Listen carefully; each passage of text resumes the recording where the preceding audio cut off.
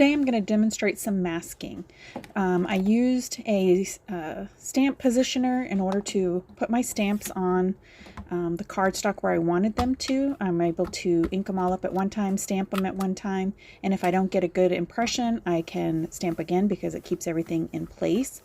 This is using Pretty Pink Posh Valentine Cupcakes and Waffle Flower Postage Collage Die and stencil set. Once the images are stamped, I'm going to use masking paper and I'm going to stamp them one more time. Masking paper is a low tack paper. You can also use Post-it note paper.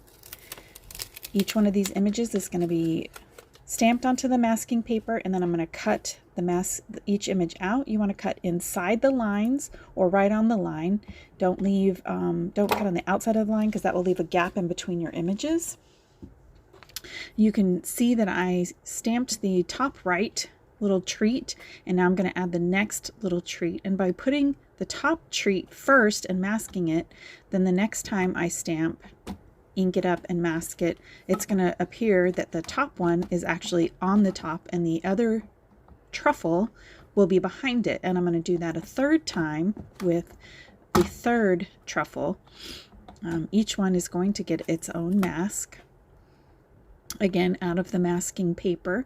You can use any kind of low tack paper. You want to create kind of a sticker because you want it to be totally covering the image in order so that when you do ink blending or any other coloring, you're not going to have that image lift up and mess up what you have underneath. This allows you, when you use masking, it allows you to color everything behind it. You're able to create scenes, and you're able to do all of it pretty nicely with one layer to keep some of the bulk out of your cards or whatever it is that you're working on. So you can see each one of these I'm trying to line up, and it's okay if you see the outline of the image underneath because that's going to ensure that you have no gaps between your ink blending and the item that you have covered or masked. Here I'm just using a layered hearts stencil from Pretty Pink Posh. This is like a bokeh effect because the hearts are different sizes on both of the layers that I'm going to use. I'm also using Altenew inks for my ink blending, just a small light pink color with a blending brush to blend through the holes of the stencil over the masked images. This is just going to leave a light background of hearts that are overlapping. You can see a little bit of that background of the hearts in the background. Now I'm going to use my second layer, and because the hearts are layered and in different sizes, it creates that bokeh effect. Kind of looks cool and gives it a lot of visual interest, I think. You can do this with any kind of image that you want. This one I'm just creating a little scene on a kind of it's the postage stencil, so it just looks like a bunch of postage stamps. And I'm just showing you this first part so that you can see what masking is all about. And takes just a little bit of time to add your ink blending or whatever it is you want to be in the background. I could have gone for a solid color behind everything, but I thought since these were Valentine cupcakes that I would use the heart layering stencil. And then once we take this off, we are going to reveal some magic.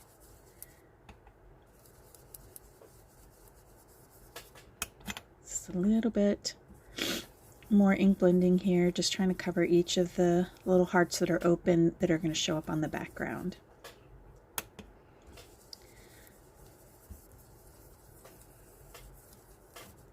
Takes just a couple minutes to get this part done. I'm really enjoying using stencils. They provide a lot of interest with a little bit of effort. And now we're going to start taking off the mask, and you'll see how each one of the cupcakes or the truffles is now in front of the hearts that were stenciled. So we take off the stencil, and you can see that that stencil allowed there to be a little border around each postage stamp. So each one looks like a separate image. And now see how the cupcake just pops into the front, and it'll be the same thing with each one of the truffles. So masking is, you get a lot of bang for your buck for just a little bit of time. it's almost like magic when you reveal that your images are all, see how nicely those look like they're stacked up now? And if you're careful in taking off your masks, you can use them again for another project. They can usually be used several times before you have to throw them away because they're just too, the masking paper is pretty lightweight and pretty fragile. So there you go. And voila, the finished product, where I have colored everything in and added sentiments and the postage finishing touches. So thanks and have a great day.